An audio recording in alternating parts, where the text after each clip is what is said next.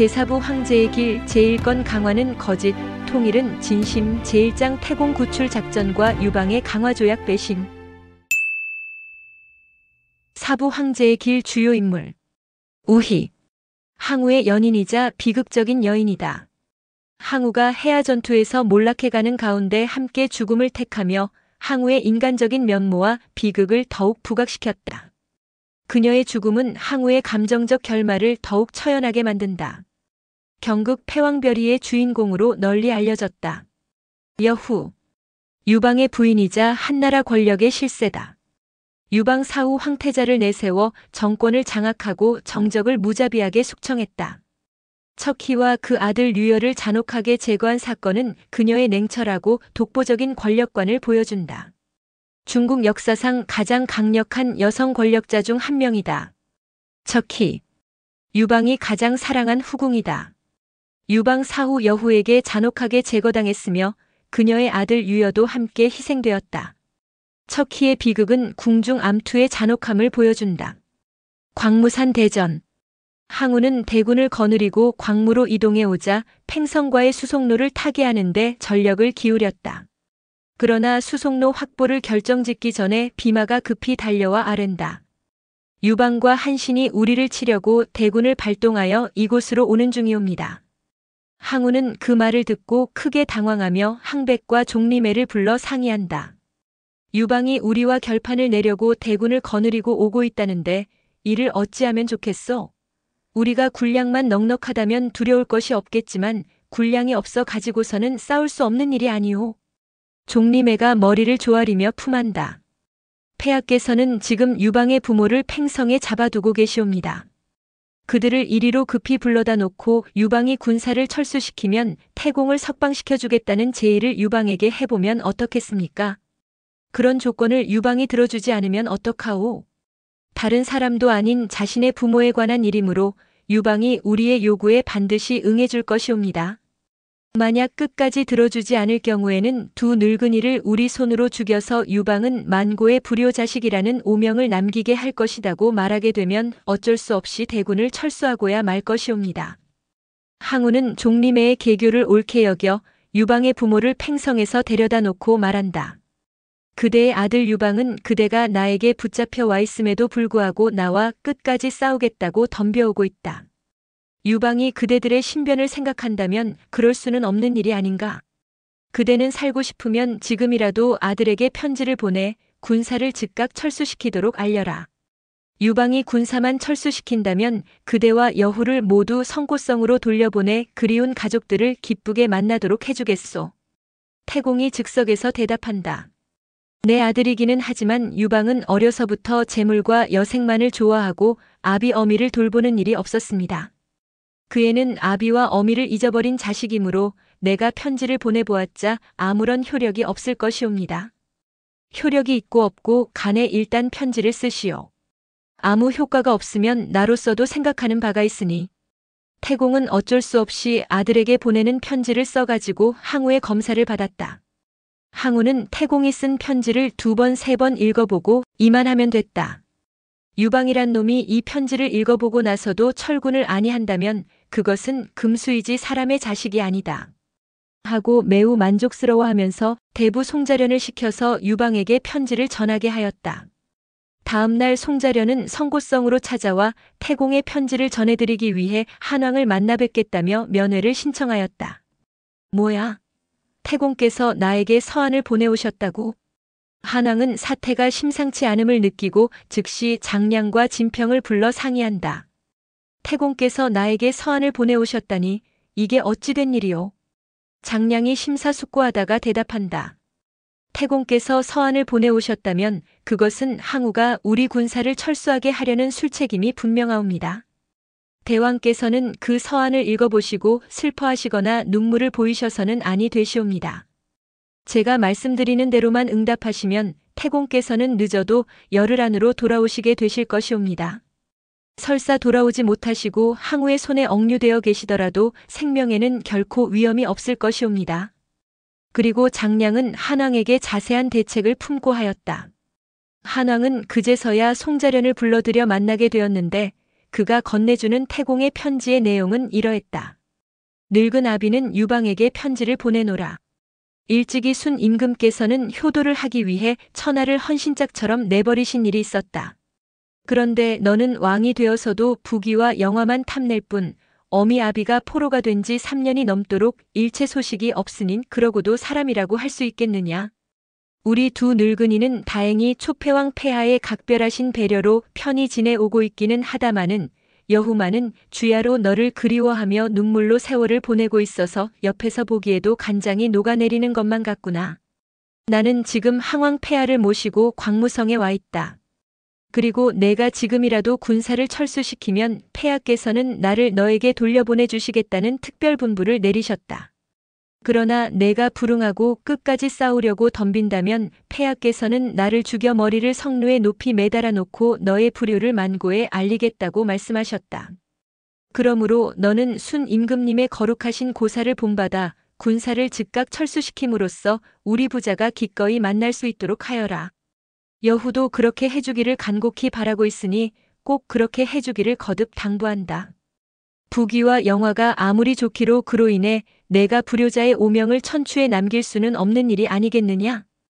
효성이 극진한 한왕으로서는 태공의 편지를 읽어보고 북받쳐 오르는 슬픔을 억제하기 어려웠다. 그러나 송자련이 옆에서 지켜보고 있으므로 마음대로 슬퍼할 수도 없었다. 그러나 한왕은 장량이 미리 일러준 대로 짐짓 태공의 편지를 방바닥에 내동댕이 쳐버리며 송자련에게 말했다. 이따위 편지를 가지고 와서 나더러 어떡하란 것이냐. 송자련은 한왕의 말이 무엇을 뜻하는지 알 수 없어서 잠시 어리둥절하였다. 그러자 한왕은 송자련을 꾸짖듯이 다시 말을 계속한다. 그대는 내 말을 똑똑히 듣거라. 항왕과 나는 일찍이 의제 앞에서 형제의 의를 맺은 사이이다. 따라서 나의 아버지는 항왕의 아버지이기도 하다. 그러므로 나의 아버지가 초나라에 있거나 내 곁에 계시거나 아들의 곁에 있기는 뭐가 다르겠느냐? 항왕이 만약 나의 아버지를 죽여버린다면 세상 사람들은 나를 욕하기보다는 먼저 항왕을 향하여 아버지를 죽인 놈이라고 욕하게 될 것이다. 항왕은 일찍이 영포를 시켜 의제를 시해한 일이 있기 때문에 제후들은 아직도 항왕에게 이를 갈고 있는 판인데 이제 나의 아버지까지 죽인다면 인심이 어떻게 될 것이냐? 맹자께서는 일찍이 남의 아비를 죽이면 세상 사람들은 그 사람의 아비를 죽인다고 말씀하신 일이 있었느니라. 그대는 돌아가서 태공에게 꼭 이렇게 말씀드려라. 태공께서는 어디에 계시거나 아들의 곁에 계시기는 마찬가지니까 아무 걱정 마시고 편하게 계시라고 말이다. 내 말 알아듣겠느냐? 한왕은 그 말만을 남기고 시종들의 배행을 받으며 횡하니 방을 나가버린다. 송자련은 어처구니가 없어 장량과 진평을 돌아보며 대왕은 부모님에게 효성이 너무도 부족하신 것 같은데 두 분께서 다시 한번 간곡히 품고해 보시죠. 하고 말했다. 그러자 장량이 퉁치듯 이렇게 말해버린다. 그렇잖아도 나 역시 군사를 철수시키고 태공을 모셔오자고 여러 차례 품고해 보았다오. 그러나 대왕께서는 끝끝내 들어주지 않으셨습니다. 송자련은 어쩔 수 없이 헛되이 돌아와 항우에게 태공의 서한을 받아본 한왕의 태도에 대해 자초지종을 낱낱이 보고하니 옆에서 듣고 있던 종림애가 항우에게 이렇게 품한다. 폐하, 지금 송자련의 보고를 듣고 보니 유방은 결코 큰일을 해낼 인물이 못 되옵니다. 부귀와 주색만 알고 부모도 모르는 위인이 전쟁인들 어찌 잘 치러낼 수 있으오리까? 그러니 우리가 싸우기만 하면 반드시 하늘이 도와 승리할 수 있을 것이옵니다. 항우도 고개를 끄덕인다. 허기는 그래. 유방이라는 자는 옛날부터 부모는 아무렇게나 여기면서도 계집이라면 사족을 못 써왔었지. 그러면 장군의 의견대로 정면으로 싸우기로 합시다. 그리하여 항우는 군량 사정이 몹시 나쁨에도 불구하고 한군과 정면으로 싸울 것을 결정하고 전군사에게 비상동원령을 내렸다. 한편 한왕 역시 전쟁을 각오하고 송자련을 쫓아보낸 뒤에 한신을 불러 대책을 강구한다. 이제야말로 초를 정벌할 절호의 기회가 왔소이다. 작전 계획을 어떻게 세우는 것이 좋겠소이까? 한왕의 질문에 한신은 머리를 조아리며 말한다. 항우는 지금 20만 군사를 거느리고 광무에 진을 치고 있기는 하오나 군량 사정이 몹시 궁핍하여 오랜 기간 싸울 수는 없을 것이옵니다. 게다가 우리 편의 사기는 매우 왕성하므로 지금이라면 얼마든지 초군을 섬멸시킬 자신이 있사옵니다. 한왕은 그 말을 듣고 크게 기뻐하였다. 그렇다면 오늘이라도 전쟁을 일으키도록 합시다. 나는 원수만 믿을 테니 모든 작전은 원수의 뜻대로 하시오. 성은이 망극하옵나이다. 신이 필승을 기할 터이니 대왕께서는 후진으로 따라와 주시기만 하시옵소서.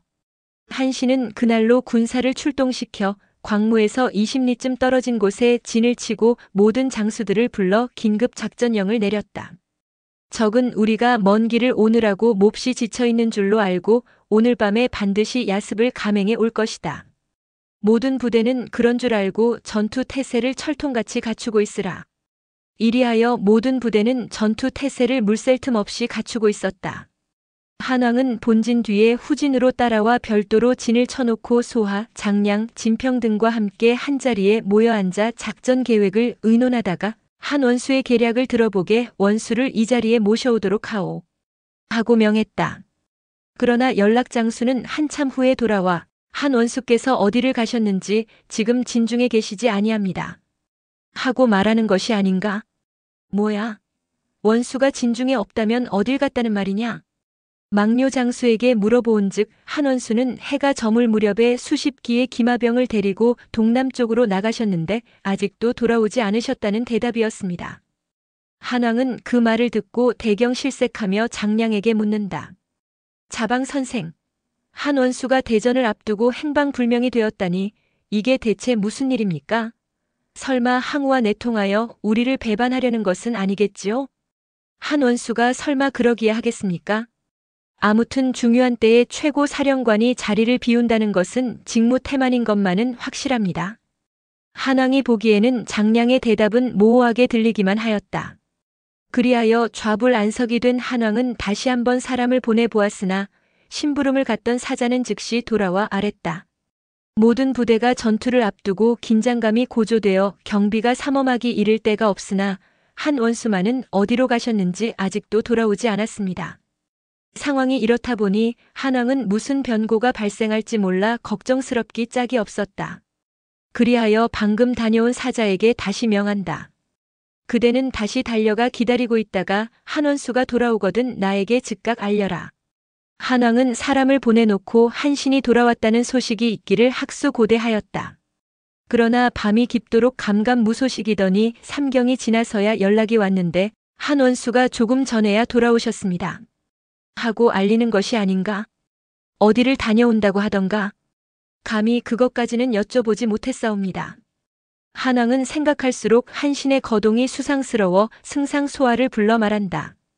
한신 장군이 오랜 시간 어디를 다녀왔는지 몹시 궁금하오. 승상이 직접 한 장군을 만나보고 오셨으면 좋겠소. 소화는 한밤중임에도 불구하고 호위병을 데리고 한신을 찾아갔다. 한신은 그때까지도 자지 않고 있다가 소화를 보고 깜짝 놀란다. 승상께서 이 밤중에 무슨 일로 오셨사옵니까? 소화가 대답한다. 대전을 앞두고 장군이 한동안 행방불명이 되었다가 이제야 돌아오셨다고 하기에 무슨 일인가 싶어 일부러 찾아왔소이다. 한신은 그 대답을 듣는 순간 불쾌감이 일었다. 한왕이 나의 행동에 의심을 품고 승상을 일부러 보낸 것이 분명하구나. 그러나 한신은 자신의 기분을 표정에 나타내지 않고 이렇게 대답하였다. 내일이면 항우와 결전을 벌여야 할 판인데 아시다시피 항우는 천하제일의 맹장이기에 사전에 적정을 상세하게 알아보려고 초저녁에 염탐을 나갔다가 이제야 돌아오게 된 것이옵니다. 그래 좋은 결과를 얻으셨소? 적정을 살펴보고 좋은 계략을 세웠습니다. 우리가 승리할 것이 확실합니다. 어떤 계략을 세우셨는지 한번 들어보고 싶구려. 그러자 한신이 가볍게 웃으며 말한다. 작전 계획이란 극비에 속하는 일이므로 사전에 말씀드릴 수는 없사옵니다. 승상께서는 그 점을 양해하시고 내일 결전 현장에 주공을 모시고 오셔서 제가 항우를 격파하는 광경을 직접 보아주시면 고맙겠습니다. 소아는 그 말을 듣고 크게 기뻐하며 즉시 후진으로 돌아와 한왕에게 자세히 보고하니 한왕은 그제서야 안심하는 것이었다. 한신은 적의 야습에 대비하느라고 그날 밤을 꼬박 뜬 눈으로 새웠다. 그러나 다행히 적의 야습은 없었다. 날이 밝자 한신은 대장들을 한자리에 모아놓고 작전 편성을 새로 했다. 제1전대 번쾌와 관영, 제2전대 주발과 주창, 제3전대 근음과 노관, 제4전대 여마통과 양이, 제5전대 장이와 장창, 제6전대 번창과 누번, 제7전대 하후영과 왕릉, 제8전대 조참과 시무, 제9전대 구강왕 영포. 한신은 모든 장수를 총동원하여 전투 편대를 새로 짜놓고 마지막으로 이렇게 말했다. 이번 전투에는 대왕께서 친히 가담하시도록 부탁드려 놓았다. 대왕께서는 정병 5천을 거느리고 광무산 기슭에서 대기하고 계시다가 총공격의 포소리가 울리면 우리들과 행동을 같이 해주실 것이니 여러 대장들은 그러한 사실을 미리 알고 있으라. 편대 구성만 보아도 이날의 전투가 건곤 일척의 일대 결전이 되고도 남을 것임은 짐작하기에 충분하였다. 한편 항우도 이날은 결판을 낼 생각에서 계포와 함께 선두로 달려나와 큰 소리로 외쳤다. 내가 한왕에게 할 말이 있으니 한왕은 이리 나오라. 그러나 한왕 대신에 한신이 달려나가 말한다. 무슨 말인지 용무가 있거든 내게 말하시오. 항우는 한신을 보자 꾸짖듯이 외친다. 그대는 본시 나의 부하가 아니었더냐. 나는 무섭을 보내 그대를 나에게 돌아오라고 종용했거늘 그대는 끝내 내게 돌아오지 않고 오늘 나와 직접 승부를 할 작정이더냐. 한신이 대답한다. 폐하는 당대의 제왕이시오. 제왕이란 본시 외침이 일어나게 되면 대장들로 하여금 막아내게 하는 법이거늘 폐하는 어찌하여 직접 일선으로 달려나와 싸우려고 하시오. 그러고 보면 당신은 제왕이라기보다는 장군감에 어울리는 인물이 아니오. 항우는 한신의 비아냥거리는 소리를 듣고 크게 분노하며 외친다. 이놈아! 내 놈은 주둥아리만 열렸느냐? 내 놈이 나하고 싸워서 10합까지만 버틸 수가 있다면 나는 나의 모든 영토를 한왕에게 내주겠다. 한신이 다시 대꾸한다. 자고로 참다운 용장은 큰 소리를 치지 않는 법이오. 폐하가 만일 나에게 진다면 영웅의 자격을 상실하게 될 게 아니오. 그러니 차라리 다른 장수를 내보내고 폐하는 진중에 가만히 앉아있는 것이 어떠하겠소. 폐하라는 정중한 지칭 뒤에 비아냥거리는 한신의 소리를 듣던 항우는 더 이상 참지 못하고 장극을 번개치듯 휘두르며 한신에게 맹호처럼 덤벼들었다. 한신은 이 삼합쯤 싸우다가 대번에 못 견디는 척하고 광무산 방향으로 쫓기기 시작하였다. 항우는 맹렬히 추격해가며 내가 오늘은 저놈을 반드시 생포하여 원한을 풀겠으니 삼군은 총동원하여 나의 뒤를 따르라 하고 명했다. 그 명령에 따라 항백, 항장, 주란, 주운, 우자기, 종림의, 환초, 정공, 옹치 등 모든 대장들이 군사를 이끌고 항우의 뒤를 따랐다. 그러나 한신은 잡힐 듯 하면서도 잡히지 아니하고 자꾸만 광무산 산속으로 쫓겨 들어가고 있었다. 그러자 한신의 행동을 수상히 여긴 종림애가 급히 따라오며 항우에게 간한다. 폐하, 산속에는 나무와 숲이 우거져 복병이 있을지 모르니 추격을 중지하는 것이 좋겠습니다. 항우는 워낙 격분한지라 종림애의 간언이 귀에 들어올 리가 없었다. 한신이란 놈을 내버려 두고 여기서 멈추다니 그대는 대체 무슨 소리를 하고 있는가? 그러던 항우는 한신을 추격하다가 깊은 숲속에서 그만 한신의 뒤를 잃어버리고 말았다. 그리하여 좌고우면하면서 한신의 행방을 찾고 있노라니까 문득 배후에서 대왕 전하, 우리의 후속 부대가 적장 번쾌와 관영에게 여지없이 격파되었습니다. 하고 아뢰는 것이 아닌가? 뭐야? 후속 부대가 적에게 당했다고? 항우가 깜짝 놀라 뒤를 돌아보는 순간 전방에서 일발포 소리가 나더니 사면 팔방의 숲속에서 한나라 군사들이 진고를 두드리고 함성을 요란스럽게 울리며 구름대같이 몰려오며 항우를 향해 집중 공격을 퍼붓기 시작했다. 제 아무리 용맹한 항우도 이때만은 크게 당황하였다. 종림애가 급히 달려와 말한다. 앞길은 산으로 가로막혔고 사방에서는 적군이 벌떼처럼 아우성을 치고 덤벼오고 있으니 우리는 어디로 가야 할 것이옵니까? 항우가 비장한 각오로 말한다. 어차피 이렇게 된 바에는 끝까지 한신을 추격해야 할 것이 아니겠느냐. 가자. 앞으로 가자. 항우가 험준한 산길을 얼마쯤 달려올라 가노라니까 또다시 숲속에서 포소리가 나더니 북쪽에서는 번쾌, 관영, 주발, 조참의 부대가 함성을 울리며 들고 일어나고 서쪽에서는 근음, 노관, 여마통, 양희의 부대가 들고 일어나고 좌측에서는 장희, 장창의 부대가 들고 일어나고 우측에서는 하후영, 왕능 부대가 들고 일어나고 저 멀리 후방에서는 한왕 자신이 군사들을 몰고 다가오는 것이었다.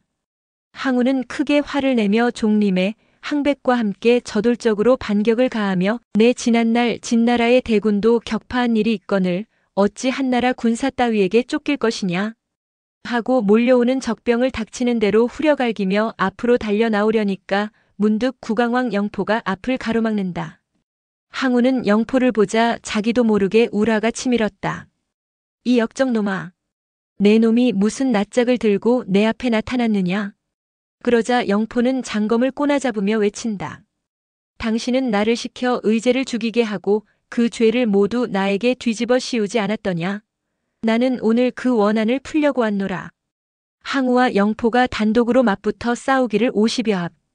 그래도 결판이 나지 않았는데 이번에는 번장과 누번이 한 무리의 군사를 몰고 싸우고 있는 두 사람 곁으로 다가오고 있었다. 그러자 항우를 도우려고 급히 달려오던 환초와 계포가 그것을 보자 항우에게 외친다.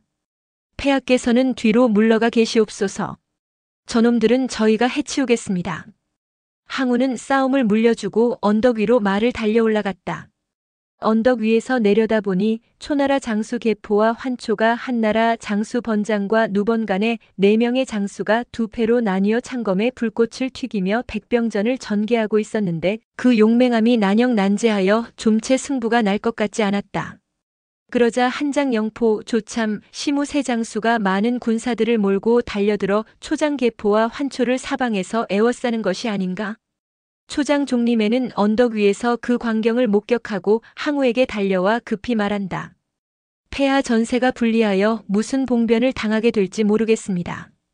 광무산으로 올라가는 소로가 저기 있사오니 우선 산상으로 속히 피신하시옵소서.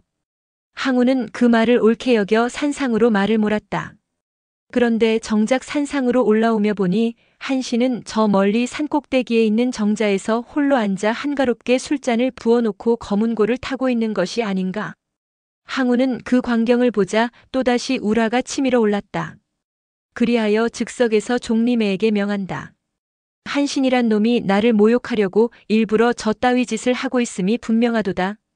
그러니 모두들 뛰어올라 저놈을 붙잡으라. 명령이 떨어지자 항우를 따르던 군사들이 한신을 잡으려고 산상으로 기어오르기 시작하였다.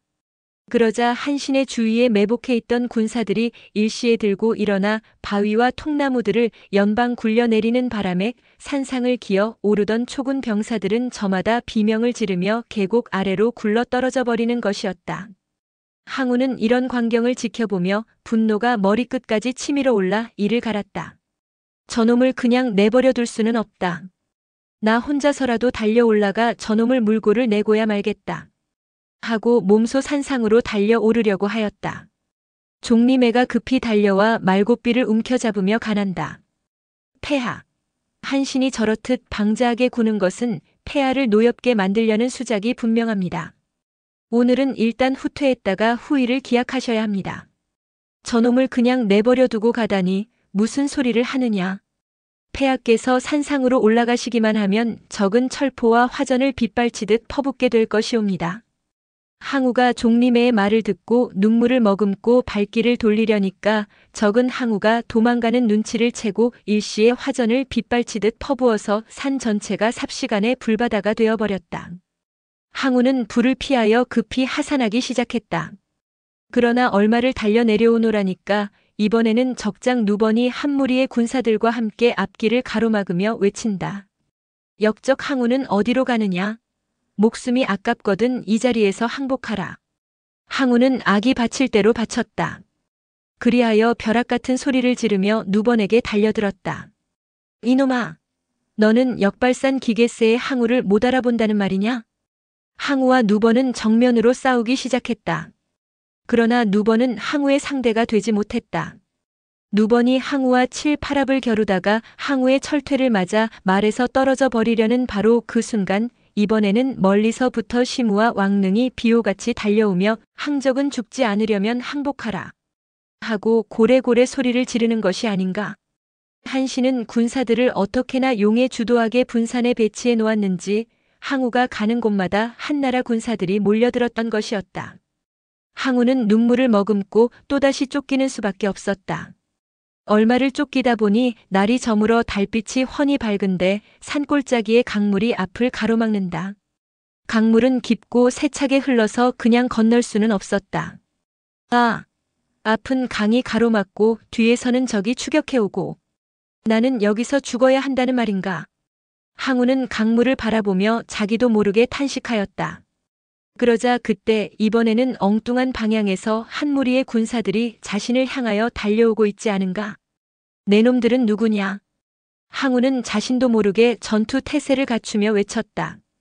그러자 2명의 장수가 가까이 다가오며 폐하.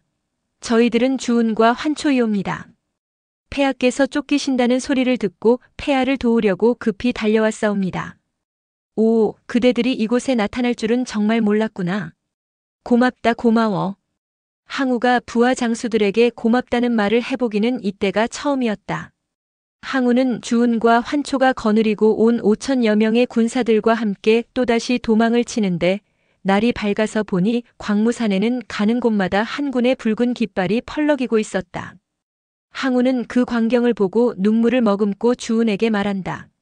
나는 오늘날까지 여러 천명의 장수들과 300여 회의 대전을 치러왔지만 한신처럼 용병술이 능한 장수는 처음 보았다. 그 말에 주운이 대답한다.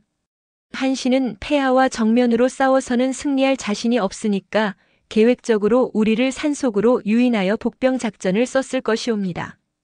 그러니 여기서 지체하시다가는 또다시 당하시게 될지 모르오니 이곳을 빨리 벗어나시어 권토중래의 제기를 노리셔야 하옵니다. 항우는 그 말을 옳게 여겨 산을 돌아 내려오기 시작하였다. 그리하여 어느 산모퉁이에 이르렀을 때 호련 깊은 숲속에서 한 무리의 군사들이 또다시 함성을 울리며 들고 일어나며 항적은 어디로 도망을 가느냐? 내 목 위에 얹은 하나도 쓸데없는 머리를 우리에게 빨리 바쳐라. 하고 무시무시한 소리를 외쳐대는 것이 아닌가. 항우는 하도 여러 차례 당하는 일이어서 정신을 차릴 수가 없었다. 그리하여 자신도 모르게 공격 태세를 갖추며 내 놈들은 어떤 놈들이냐? 하고 고함을 질렀다. 2명의 장수들이 저만치서 말을 우뚝 멈춰 서더니 우리들은 한나라의 대장 주발과 주창이다. 우리들은 한왕 전하의 어명을 받들고 내 놈의 머리를 가지러 왔노라. 그러니 너는 아무 소리 말고 모가지를 길게 내밀어라. 하고 징그러운 소리를 하는 것이었다. 항우는 이제껏 듣지 못했던 너무나도 모욕적인 말에 우라가 불끈 치밀어 올라서 이놈들아, 내 놈들의 목은 내가 잘라주겠다. 하고 외치며 폭풍같이 덤벼들었다. 그러자 주발과 주창은 이 삼합쯤 싸우다가 날쌔게 쫓겨 달아난다.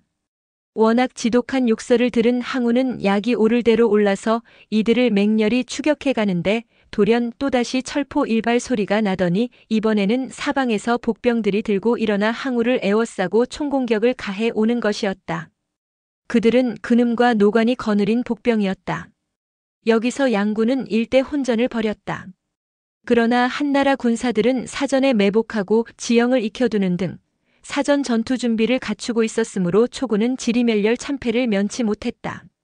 항우는 적장 근음과 노관에게 각각 깊은 상처를 안겨주기는 하였으나 결국은 도망치는 그들을 붙잡지는 못하였다. 결국 항우는 이들을 계속하여 쫓지 못하고 다시 말머리를 돌려 도망가기 시작했다. 그러나 달려가면 달려가는 대로 어디선가 계속 화살이 날아와 항우는 여러 곳에 상처를 입었다. 이러면서 20여리를 쫓겨가니 항우를 따라오던 주운과 환초도 무수한 상처를 입고 항우 앞으로 돌아오고 있었다. 항우는 발을 구르며 탄식한다. 내 한평생을 전야에서 살아왔지만 이렇게 당해보기는 처음이었다. 마침 그때 계포와 종리매가 한 무리의 군사를 거느리고 쫓겨왔는데 그들 역시 5천여 명이던 군사가 1천여 명밖에 남지 않았다. 항우가 떨리는 목소리로 말한다. 오늘은 일단 본진으로 돌아가자. 그러나 내 조만간에 한신이란 놈에게 오늘의 서욕을 갚고야 말겠다. 한편 한신은 완승을 거두고 나자 즉시 한왕에게 달려가 승전 결과를 상세하게 보고하였다. 한왕은 크게 기뻐하며 말한다. 원수의 신출 귀몰한 작전이 아니었던들 어찌 이와 같은 승전을 거둘 수가 있었으리요. 이제 앞으로 항우는 한나라 군사라는 말만 들어도 간담이 서늘해져서 감히 싸우지를 못할 것이요. 한신이 다시 아랜다. 모든 것이 대왕 전하의 천위의 덕택인 줄 아뢰옵니다. 그러나 항우를 이번 싸움에서 완전히 패망시키지 못한 것은 천추의 유한이오니 이 기회에 항우를 계속 공격하여 초나라를 완전히 평정하도록 허락을 내려주시옵소서. 한왕이 즉석에서 대답한다. 나는 원수만 믿겠소. 원수는 모든 계획을 뜻대로 수행하여 주시오. 나는 빨리 천하를 통일하여 모든 창생들을 도탄 속에서 하루속히 구해주고 싶은 생각뿐이오. 그리하여 한신은 토초작전을 또다시 세밀하게 세우기 시작했다. 태공의 위기. 항우가 광무산 전투에서 참패하고 본진으로 돌아와 병력을 점검해 보니 이번 전투에서 손실된 병력은 무려 10만여 명이나 되었다. 그뿐만이 아니고 계포, 우자기, 환초, 주운 등 혁혁한 대장들이 모두 중상을 입어 당분간은 몸을 움직일 수 없는 지경이 되었다. 항우는 이를 갈며 중얼거렸다. 한신이란 놈 어디 두고 보자. 내 조만간 반드시 원수를 갚고야 말리라. 그리하여 그날부터 모병운동을 대대적으로 전개하기 시작하면서 군사들의 훈련을 계속하였다. 그로부터 10여일이 지난 어느 날 돌연 비마가 달려오더니 놀라운 사실을 알려주는 것이었다. 폐하. 한신이 변방 제후들을 규합하여 50만 대군을 이끌고 또다시 쳐들어오고 있습니다. 어쩌면 내일쯤은 이곳까지 도달하게 될지도 모르겠습니다. 게다가 승상소하는 영양성과 성고성으로 군량을 날라오는데 그 수량이 어찌나 많은지 함양에서 영양성과 성고성에 이르는 길에 우마차의 꼬리가 100여리에 이르고 있습니다. 항우는 이 같은 보고를 받고 기가 막혀 항백과 종리매를 급히 불러 상의한다.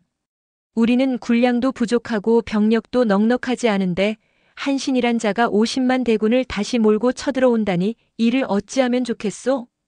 그러자 종리매가 대답한다. 우리가 한왕의 부모를 볼모로 잡아두고 있으니 내일이라도 그들과 대진하게 되면 태공을 이용하여 흥정을 하는 것이 상책일 것 같사옵니다. 흥정을 하다니. 어떤 흥정을 한다는 말이오? 태공을 그들에게 보여주면서 만약 철군을 하지 않으면 태공을 팽살하겠다고 엄포를 놓으십시오. 그러면 제 아무리 유방이라고 하여도 철군하지 않을 수 없을 것이옵니다. 항우가 다시 말한다. 태공을 죽여버리는 것은 지극히 쉬운 일이오. 그러나 태공을 죽여버리면 세상 사람들이 나를 잔악무도한 놈이라고 손가락질을 할 것이니 그것이 마음에 걸리는구려. 그 문제는 두고 보기로 합시다. 바로 그 다음 날 한신이 초군 본진 30리 밖에 진을 치고 있다는 소식을 듣자 항우는 어쩔 수가 없어 태공 내외를 말상에 결박을 지어가지고 일부러 적진 앞으로 끌고 나왔다. 말할 것도 없는 무언의 시위였던 것이다. 한왕은 진중에서 그 광경을 바라보고 소리내어 울며 참모들에게 말한다. 내 일찍부터 천하를 도모하기에 바빠 부모님께 효도를 한 일이 없었소. 그런데 오늘 양친께서 저렇게 고초를 당하시는 것을 보니 가슴이 찢어질 듯 아프구려.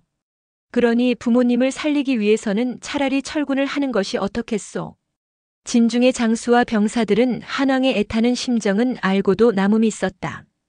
그러나 한왕이 울면서 부모님을 구출하기 위해 철군을 하겠노라 말하는 바람에 어느 누구도 숙연히 고개만 숙일 뿐 아무 말도 못하고 있었다. 그러자 장량과 진평이 머리를 조아리며 말한다.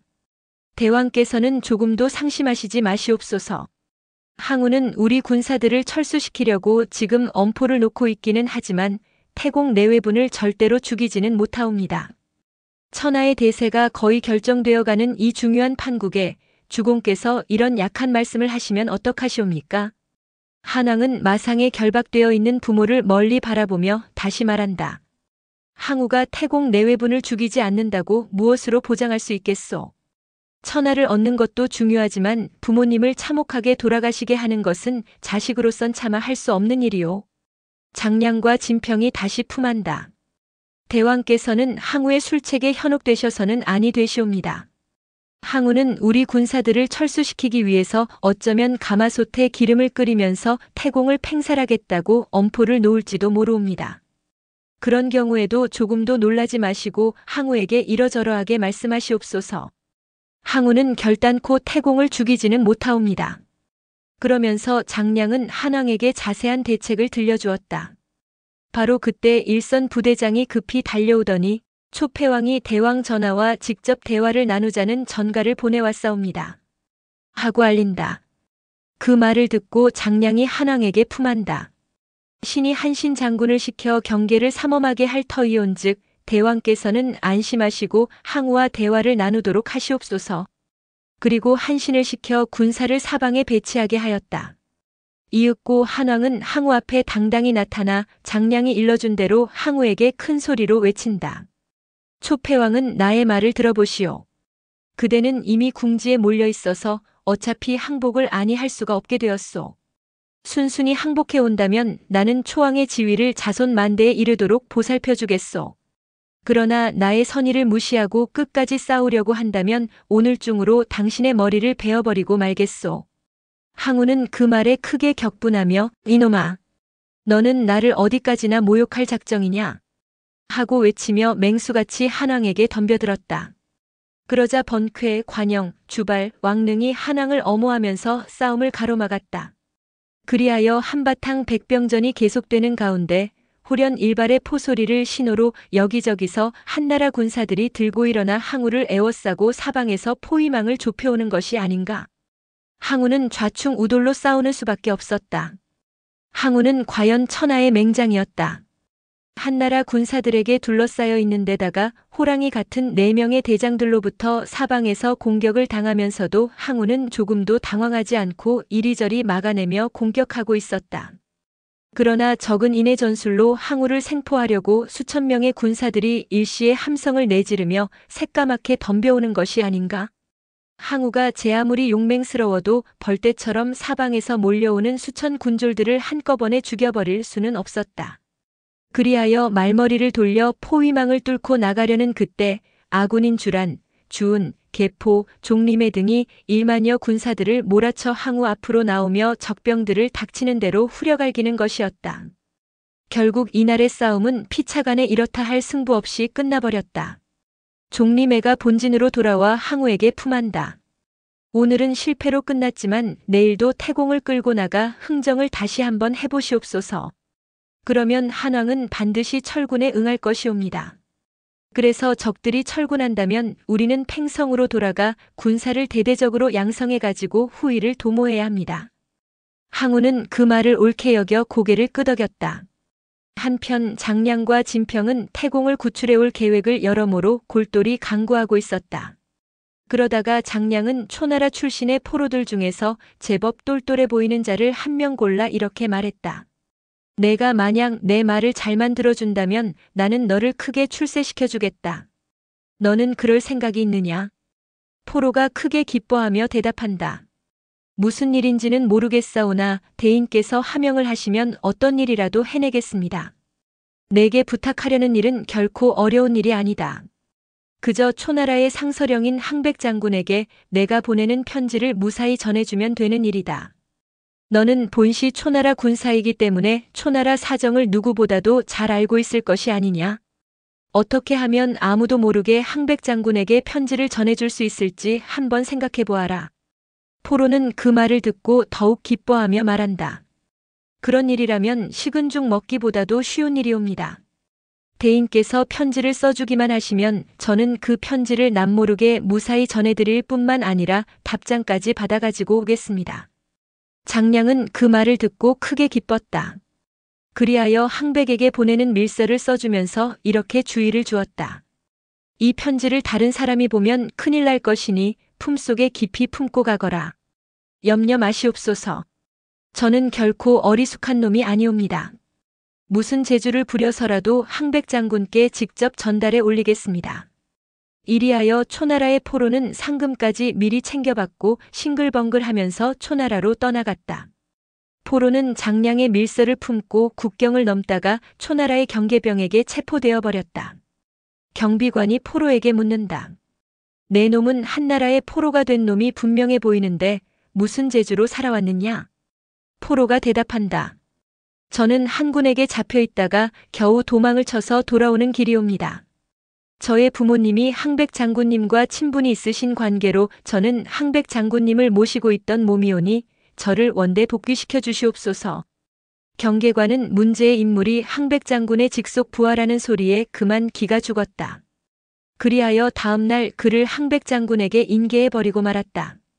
항백은 휘하의 많은 군졸들의 얼굴을 일일이 기억하고 있을 수는 없었다. 그러기에 문제의 포로가 자신의 부하인 줄로 알고 한나라의 사정을 이렇게 물어보았다.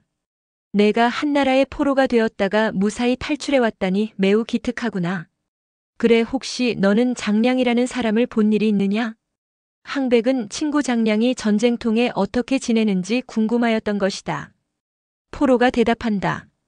장량 대인은 한나라 군사로서 제가 장군님의 부하였다는 사실을 아시게 되자 장군님 말씀을 많이 하시면서 저를 각별히 동정해 주셨습니다. 그러다가 하루는 저를 은밀히 부르시더니 너만은 특별히 돌려보내 주겠노라고 하셨습니다. 그러시면서 고국에 돌아가면 나의 편지를 항백 장군에게 꼭 전해달라 하시면서 이런 편지를 주셨습니다. 포로는 그렇게 말하면서 품속에서 장량의 편지를 꺼내 보였다. 항백이 편지를 펼쳐보니 그것은 틀림없는 장량의 필체로 쓰여진 자기에게 보내는 편지가 분명하였다. 편지의 사연은 이러했다. 나 장량은 옛 친구인 항백 장군에게 글어를 보내오. 그 옛날 한왕께서 장군의 도움으로 죽음을 면하게 된 은공을 나는 아직도 잊지 못하오. 그 후에 나는 부귀와 공명의 뜻이 없어 오랫동안 주유천하를 하던 중에 인후하신 한왕께서 천하를 도모하시면서 기어코 나의 도움을 요청하시기에 나는 다소나마 도움이 되어드리고자 지금은 한나라에 몸을 의탁하고 있는 중입니다. 그런데 작금의 정세를 보건대 항왕은 한왕의 군사를 철군시킬 계획으로 태공을 팽살하겠다고 엄포를 놓고 있는 중입니다. 만약 장군이 계시면서 태공을 팽살시켜버린다면 개인적으로는 장군은 장인과 장모님을 잃게 되는 것이고 크게 보아서는 후일에 한왕께서 천하를 통일하셨을 때 장군은 손이 처남인 한왕을 어떤 면목으로 대할 수 있어오리까. 그리하여 장군께 일부러 사람을 보내어 부탁하오니 인륜에 반하고 도리에 어긋나는 태공을 팽살하는 일만은 장군께서 막아주시옵소서. 만약 그렇게 해주신다면 장군께서는 사위의 도리를 하시게 될 것이고 한왕께서는 후일에 그 은공을 결코 잊지 않으실 것이옵니다. 저 역시 우정으로서 장군에게 간곡히 부탁드리옵니다. 장량 올림. 항백은 장량이 보내온 밀서를 읽어보고 포로에게 따지듯이 물었다. 너는 그냥 돌아온 것이 아니라 장량의 밀명을 받고 온 것이 아니냐? 모든 것을 숨김없이 이실직고 하여라. 포로가 대답한다. 실상인즉 장량 군사께서 편지를 주시면서 답장을 꼭 받아오라는 말씀을 하셨습니다. 항백은 그 말을 듣고 얼굴에 희색을 띠며 알았다. 그러면 내가 답장을 써줄 테니 장량 군사에게는 아무도 모르게 전해야 한다. 하고 즉석에서 답장만 써주는 게 아니라 노자까지 두둑이 주고 국경을 넘어가는 특별 통과증까지 발부해주는 것이었다. 그리하여 포로는 한나라로 무사히 돌아와 장량에게 답장을 전했는데 그 내용은 다음과 같았다. 장량 선생, 오랜 동안 뵙지 못하다가 뜻밖의 친서를 받들게 되어 감개무량하옵니다. 항왕이 태공을 내세워 한왕을 위협하는 목적은 선생께서 말씀하신 것처럼 한군을 철수시키고 강화를 하는 데 있음이 분명합니다. 태공 내외분이 이곳에 억류되어 계신 지가 이미 오래기는 하오나 일상생활은 제가 책임지고 보살펴드리고 있기 때문에 아무런 불편도 없으시오니 그 점은 안심하십시오. 그러나 항왕이 태공을 보내드릴 생각은 전혀 없으므로 태공께서 언제 환국하게 되실지는 저로서는 전혀 알 수 없는 일이옵니다. 항왕 측근에서는 태공을 죽여버리자고 주장하는 사람도 없지 않아서 아무리 제가 막으려 하여도 태공께서 언제 무슨 변란을 당하시게 될지도 모르오니 선생께서는 되도록 시급히 손을 써주시기를 간곡히 바라옵니다. 다만 저로서는 선생의 말씀대로 아니 그보다는 사위의 도리로서 장인, 장모님을 보호하는 데 최선을 다하고 있사오니 그 점만은 저를 믿어주시옵소서. 항백드림. 장량은 항백의 편지를 읽어보고 곧 한왕에게 편지를 내보이며 초나라에 항백이 있는 한 태공의 생명에는 아무런 위험도 없을 것이오니 대왕께서는 안심하시고 대업을 과감하게 단행하시옵소서. 하고 품했다. 한왕은 항백의 편지를 2번, 3번 연거푸 읽어보고 안도의 숨을 내쉬었다. 항백과 장량 사이에 이런 엄청난 비밀 이야기가 오가는 것을 전혀 모르는 항우는 다음 날도 태공을 한 군의 진지가 있는 앞으로 끌고 나와 가마솥에 기름을 끓이며 군사를 신속히 철수시키지 않으면 태공을 끓는 기름솥에 집어넣겠다 하고 무시무시한 엄포를 놓고 있었다. 한왕은 멀리서 그 광경을 바라보며 가슴이 메이는 듯한 괴로움을 느꼈다. 성미가 급한 항우가 홧김에 무슨 짓을 저지를지 모르겠기 때문이었다. 장량이 그러한 눈치를 채고 냉철한 목소리로 한왕에게 간한다. 대왕 전하, 일시적인 감정에 사로잡히시면 대사를 그르치게 되는 법이옵니다. 모든 것을 냉철하게 계획대로 단행하시옵소서. 한왕은 장량의 충고에 정신이 번쩍 들었다. 그리하여 말을 달려 진지 앞으로 나갔다. 그런 후에 항우를 마주보며 냉엄한 표정으로 말했다. 오래전에 그대와 내가 회왕을 섬길 때에 우리 2사람은 형제의 의를 맺은 일이 있지 아니한가. 따라서 나의 아버지는 곧 그대의 아버지이기도 하다. 나의 아버지를 기름솥에 삶아 죽이는 것은 그대의 자유이나 그렇게 되면 그대는 세상 사람들의 조롱을 감당할 수가 있겠는가? 이렇게 말하는 한왕의 얼굴 표정이 너무도 천연덕스러우므로 항우는 우라가 더욱 치밀어 올랐다. 그리하여 옆에 있던 부하에게 벼락 같은 소리를 지른다. 여봐라. 유방이란 놈이 저 모양으로 나오니 저놈의 아비를 당장 기름솥에 쳐넣어버려라. 그러자 뒤에 있던 숙부 항백이 급히 달려나오며 항우에게 고한다. 폐하, 태공을 팽살하는 것은 옳지 못한 일인 줄로 아뢰옵니다. 유방의 아비를 죽이는 것이 어째서 옳지 못한 일이란 게요. 항백은 머리를 조아리며 다시 말한다. 무릇 천하를 도모하는 영웅은 가문을 돌아보지 않는 법이옵니다. 폐하께서는 지금 한왕을 상대로 천하를 각축하고 계신 중이온데 이 순간에 태공을 팽살시켜버린다고 천하대사를 도모하는데 그것이 무슨 도움이 되겠사옵니까? 오히려 만천하 백성들에게 아무개는 자신의 의부를 죽였다는 비난만 듣게 될 것이오니 태공을 죽여서는 절대로 아니 되시옵니다. 그럴까? 물론 그렇습니다. 태공을 팽살하는 것은 폐하의 성덕을 스스로 해치는 결과만을 가져오게 됩니다. 한나라 군사들을 철수시키는 데는 좋은 방법이 얼마든지 많이 있사온데 하필이면 손해보시는 방법을 택하시겠습니까? 이번에는 일단 후퇴를 하셨다가 후위를 기약하시는 것이 상책일 줄로 아뢰옵니다. 그렇다면 유방의 아비를 죽이지 말고 본진으로 그냥 끌고 돌아갑시다. 이리하여 태공은 항백의 덕택으로 팽살 일보 직전에서 생명을 보존할 수가 있었다. 태공이 항우에게 무참히 끌려가는 모습을 본 한왕은 본진으로 돌아오며 눈물을 하염없이 흘렸다. 태공이 오늘은 죽음을 면하셨지만 언제 항우의 손에 돌아가시게 될지 모를 일이 아닌가. 오늘도 태공을 구출하지 못하였으니 나야말로 용서받을 수 없는 불효막급한 죄인이로다. 한왕은 탄식해 마지 않으며 본진으로 돌아와서 곧 장량과 진평을 부른다. 태공을 구출할 무슨 방도가 없겠소이까? 2분께서는 반드시 태공을 구출해 올 수 있도록 전력을 기울여 주소서. 그러자 장량이 머리를 조아리며 아랜다. 태공을 구출해 올 방도가 전혀 없는 것은 아니옵니다. 한왕은 그 말에 귀가 번쩍 뜨이는 것만 같아서 장량의 2 손을 덥석 움켜잡으며 자방 선생, 무슨 방법이 계신지 어서 말씀해 주시옵소서 하고 애원하듯 재촉하였다. 장량이 다시 머리를 조아리며 아랜다. 초구는 지금 군량 사정이 매우 궁핍한 데다가 군사들도 극도로 지쳐 있사옵니다. 그러하오니 우리가 유능한 변객을 보내어 태공을 반환해 오는 조건으로 강화를 제의하면 항우는 어쩔 수 없이 수락하리라 보옵니다. 그 말에 한왕은 한 가닥 희망을 품으며 말한다.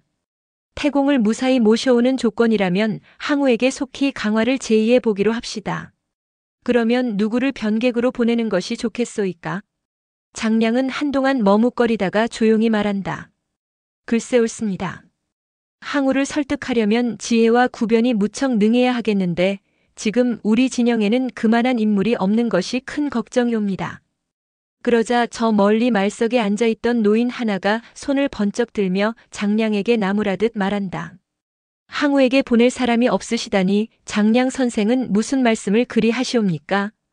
소생을 보내주시면 소생이 항우를 설득하여 태공 일가족을 무사히 모셔올 것이니 아무런 걱정을 마시고 소생을 보내주시옵소서.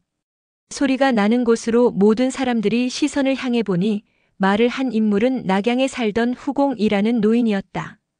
이 노인은 일찍이 한왕이 낙양에 입성했을 때 동공삼로라는 세 사람의 노인들로부터 의제의 국장에 대한 충고를 들은 일이 있었던 노인들의 친구로서 그 노인들의 추천으로 오늘날까지 한왕을 꾸준히 따라다니며 매사에 조언을 해주던 노인이었던 것이다.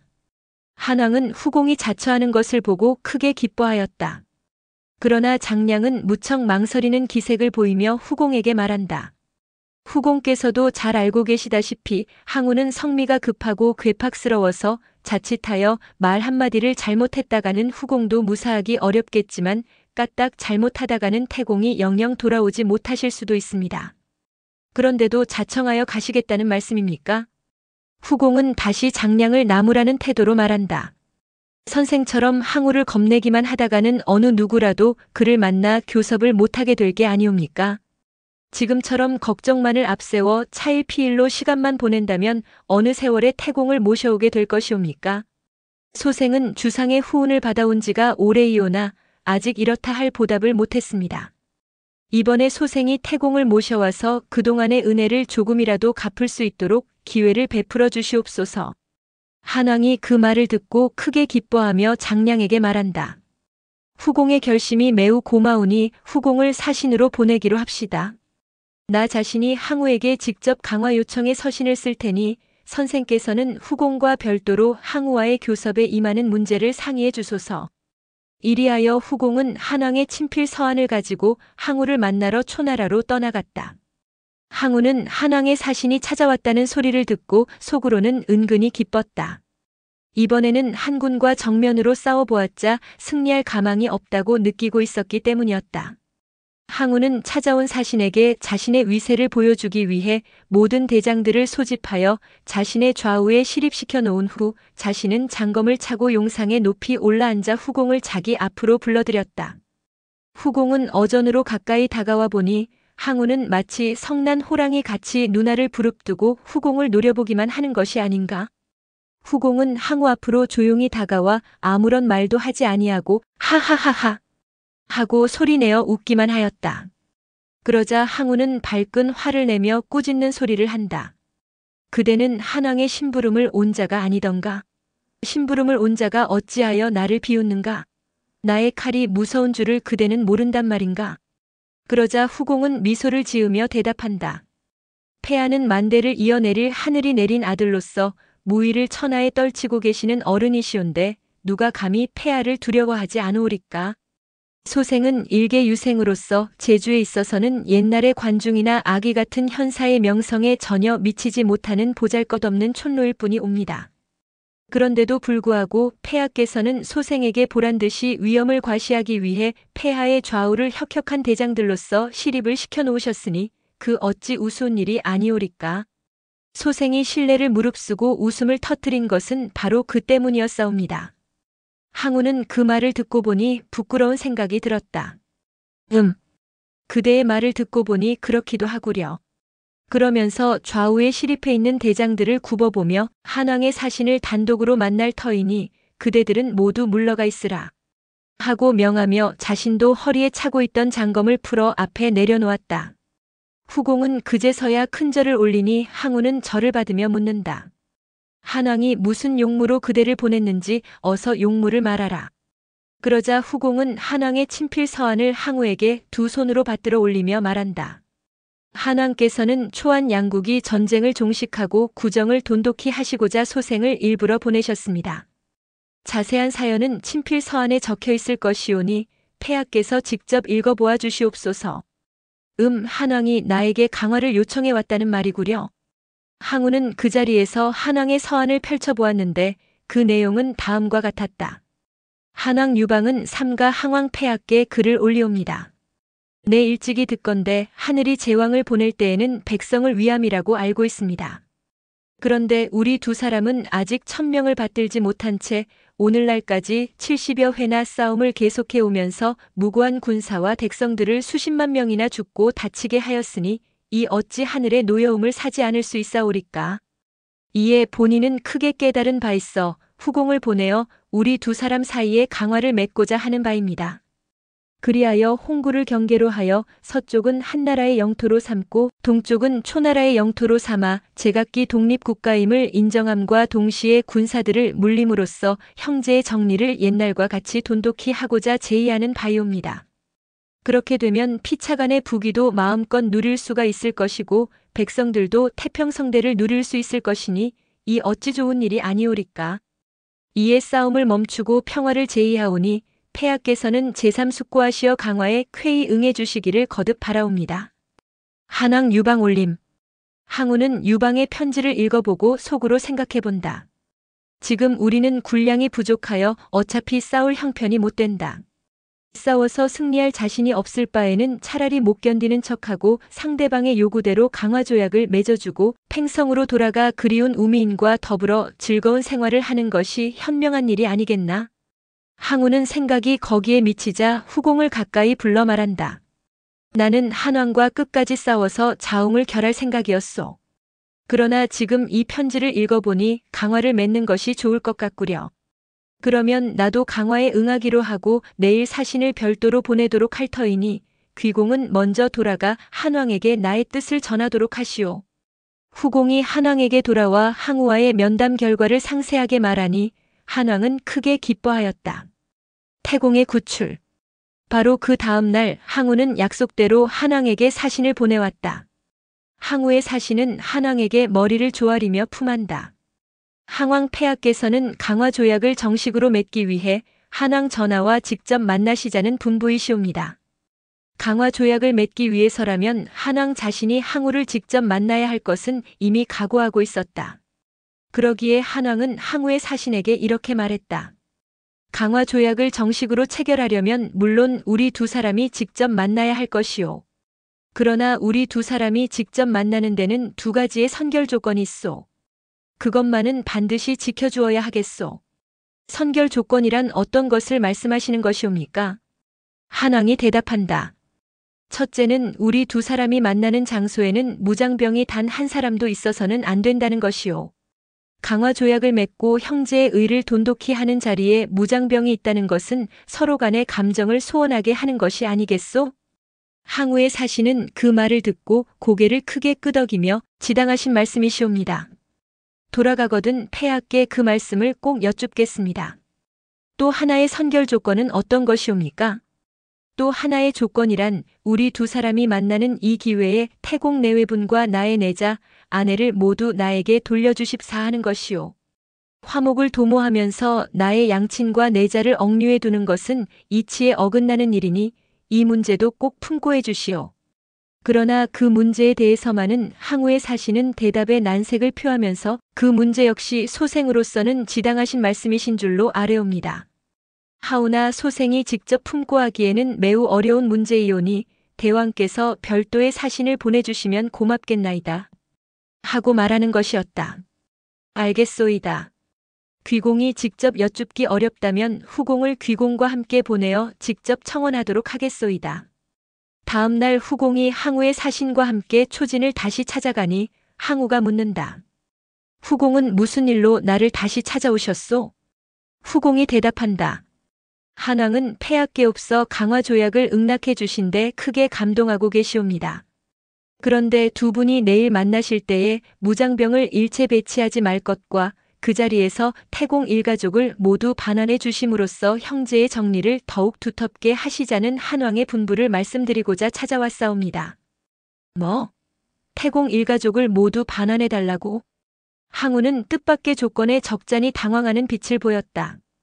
후공이 다시 말한다. 두 분께서 강화를 맺으시고 태공을 돌려보내주시면 세상 사람들은 폐하의 성덕을 크게 찬양할 것이 분명하오니 폐하께서는 그 점을 감안하시어 이번 기회에 태공 일가족을 모두 돌려주시도록 하시옵소서. 항우는 강화 조약을 맺는 것만은 감히 요청할 것은 아니지만 바라던 바이었다. 그러나 태공을 돌려줄 생각은 꿈에도 없었다. 한왕이 장래에 어떻게 나올지 모르는 까닭에 그의 부모를 볼모로 잡아두는 것이 자신에게는 매우 유리하다고 생각되었기 때문이었다. 그리하여 대답을 주저하고 있노라니까 후공이 머리를 조아리며 다시 말한다. 강화를 맺고 형제의 의를 새롭게 하는 이 마당에 만약 폐하께서 태공 일가족을 돌려보내 주시지 않으신다면 세상 사람들이 폐하를 얼마나 못마땅하게 생각할 것이옵니까? 그런 것은 한왕께서도 같은 생각이시여 태공 내외분과 왕후를 돌려받지 못하신다면 강화조약을 맺는 의미가 전혀 없다고 생각하시옵니다. 사태가 이렇게 되고 보니 항우로서도 아무리 싫어도 태공을 돌려보내지 않을 수가 없었다. 그리하여 잠시 생각한 끝에 항우가 선뜻 말한다. 좋소이다. 그러면 강화조약을 맺는 자리에서 태공 일가족을 모두 돌려보내기로 하겠소. 후공은 그 말을 듣고 새삼스레이 머리를 조아리며 다시 한번 따져 묻는다. 고맙사옵니다. 그러면 소생은 폐하의 말씀을 철석같이 믿고 곧 돌아가 한왕께 사실대로 품고 하겠습니다. 만약 폐하의 말씀에 추호라도 어긋남이 있게 되면 소생은 목숨이 살아남기 어려우니 부디 그런 일은 없으시도록 거듭 바라옵니다. 그러자 항우는 대뜸 나무라는 어조로 말한다. 대장부의 일언은 천금보다도 무겁게 하라 하였소. 귀공은 지금 무슨 소리를 하고 있는 거요? 아무려니 내가 한 입으로 두 말을 하겠소? 아무런 걱정을 말고 속히 돌아가 한왕에게 나의 뜻을 솔직히 전하도록 하시오. 후공이 기쁜 마음으로 돌아가고 나자 계포와 종림애가 항우에게 간한다. 만약 한왕과 강화조약을 맺으시더라도 태공만은 절대로 돌려주지 않으셔야 하옵니다. 태공을 돌려주고 난 뒤에 한왕이 강화조약을 무시하고 공격해오면 저들을 제지시킬 방어막을 잃게 되는 것이옵니다. 그러나 항우는 고개를 가로저으며 말한다. 모르는 소리 그만하오. 강화조약을 맺은 뒤에도 태공을 그냥 붙잡아 두고 있으면 제후들이 나를 얼마나 비겁한 자라고 비방할 것이오. 태공을 돌려주지 않는다면 그게 무슨 강화조약이요. 아마 강화조약 자체부터가 성립되지 못할 것이오. 그러자 장량과 친분이 두터운 항백이 이때다 싶어 한마디 거들고 나선다. 폐하의 말씀은 지당하신 말씀이시옵니다. 태공이 비록 우리에게 억류되어 있었다고는 하지만 요 며칠 한군과 첨예하게 대치하고 있는 상황을 제외하고는 태공 일가족에 대한 폐하의 대접이 극진하셨으니 이제 그들을 고이 돌려보내준다면 한왕은 그동안 태공에 대한 폐하의 보살핌을 생각해서라도 감히 다른 생각을 못할 것이옵니다. 항우는 항백의 말을 옳게 여겨 다음날 태공 내외와 여왕후를 수레에 태워가지고 친히 국경지대로 설정한 홍구를 향해 떠났다. 이리하여 홍구에 도착한 항우는 먼저 와 기다리고 있던 유방과 회견장에서 오랜만에 서로 반가운 얼굴을 하고 만났다. 두 사람은 함양에서 서로 헤어진 이후로 초안 양국으로 나뉘어 싸움을 계속하기를 4년 만에 처음으로 가깝게 만나는 감격적인 상봉이었던 것이다. 그리하여 지금까지는 서로 목숨을 걸고 싸워온 두 영웅이었지만 서로 간에 강화조약을 맺으려는 이 마당에 와서는 피차 간의 예정을 새롭게 나누며 감격적인 포옹조차 나누었다. 이윽고 강화조약의 서명이 끝나자 항우는 조약문서 한 통을 유방에게 나눠주며 말한다. 우리가 서로 강화조약을 맺었으니 이제부터는 형제지국으로서 국경선을 존중하며 피차 간에 싸우지 말기로 하십시다.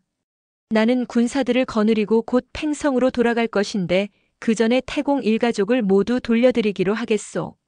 한왕은 그 말을 듣고 감격의 머리를 수그리며 말한다.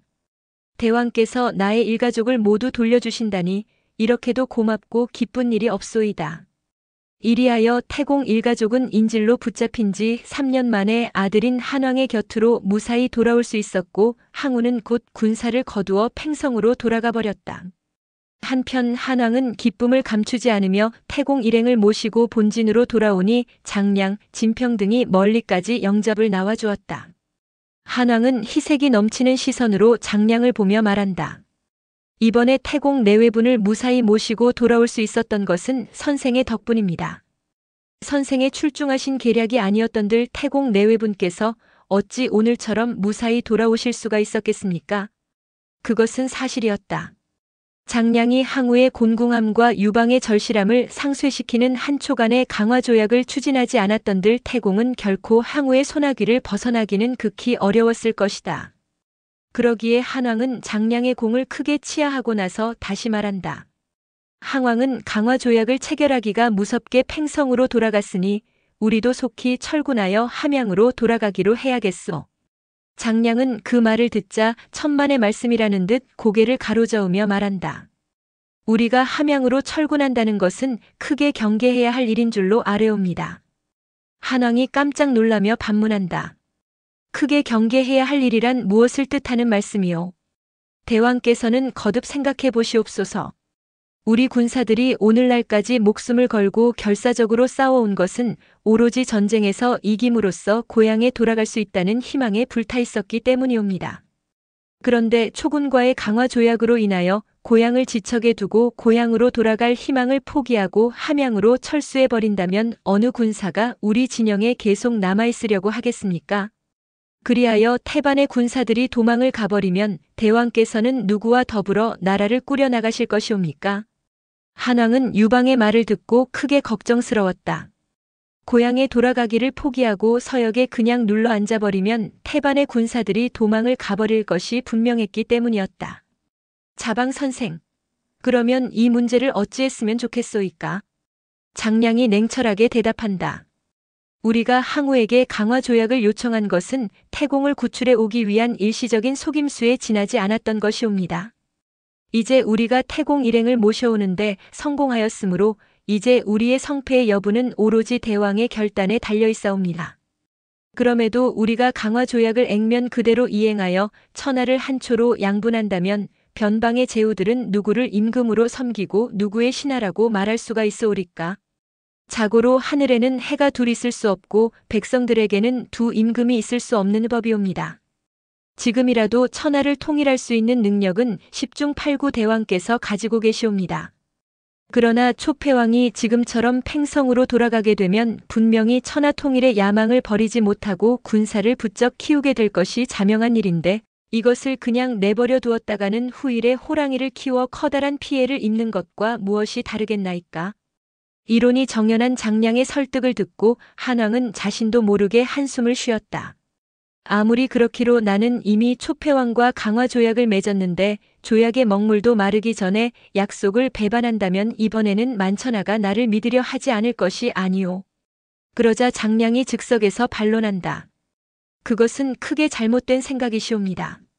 조그만 신의에 구애되어 대의를 저버리시는 것은 명지자가 하실 일이 아니옵니다. 그 옛날 탕문은 폭군이었던 결왕과 군신지간이었음에도 불구하고 대의를 위하여 결왕을 쫓아내고 새나라를 창업한 일이 있사옵니다. 오늘날 우리가 폭군 초패왕을 정벌하여 천하를 통일하려고 애쓰는 대의가 바로 거기에 있다는 사실을 새삼 제고하셔야 하는 것이옵니다. 장량이 거기까지 말을 했을 때에 진평, 육가, 수하 등등 진앙들이 한왕에게 한결같이 머리를 조아리며 이구동성으로 말한다. 자방 선생의 말씀은 금과 옥조같이 지당하신 말씀이시옵니다. 저희들이 오늘날까지 대왕을 위해 동분서주에 온 것은 오로지 천하를 통일함으로써 만백성들을 도탄에서 구하려는 데 있었던 것이옵니다. 대왕께서는 그 점을 거듭 통촉하시어 신속히 결단을 내려주시옵소서. 장량을 비롯한 모든 중신들이 열화 같은 결심을 촉구하므로 한왕은 드디어 최후의 단안을 내리는 수밖에 없었다.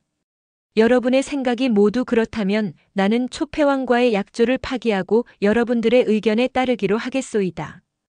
이리하여 한나라 군사들은 그날부터 팽성으로 쳐들어갈 준비를 다시 서두르기 시작하였다.